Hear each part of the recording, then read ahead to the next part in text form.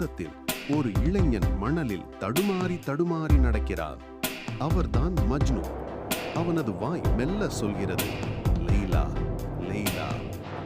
பள்ளி முற்றம். சிரிப்பும் பாடல்களும் நடுவே முதல் முறையாக லைலா தோன்றுகிறாள். அவள் முகத்தில் புன்னகை, கையஸின் கண்களில் அதிசய ஒளி.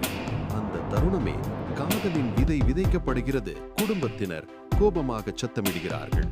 இந்த பைத்தியக்காரன் மஜ்னு, உனக்கு தகுதி இல்லை. லைலா அழுகையோடு மௌனமாக நிற்கிறாள். மஜ்னு லைலாவை சந்திக்க முயற்சி செய்கிறான். ஆனால் கிராமத்தினர் அவனை அடக்கி சிரித்து பைத்தியக்காரன் என்று அவமதிக்கிறார்கள். மஜ்னு சிரித்தபடியே வானத்தை நோக்கி சொல்கிறான், எனக்கு அவள்தான் வானம், அவள்தான் நீ. மஜ்னுவின் தனிமை. பாலைவன மணலில் லைலா என்று எழுதும் மஜ்னு மரத்தடியில் துயரம் கொண்டபடி கவிதை பாடுகிறான். பசி தாகம் மறந்து காதலின் பிம்பத்தில் வாழ்கிறான். லைலாவின் அறை, நள்ளிரவு. லைலா ஜன்னல் வழியாக வானத்தை நோக்குகிறாள்.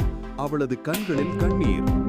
மெல்ல சொல்கிறான், மஜ்னு, நானும் உன்னை நேசிக்கிறேன். பாலைவனம், மாலை. மஜ்னு தரையில் விழுந்து கிடக்கிறான். அவனது உதடுகள் கடைசியாக சொல்கின்றன, லைலா.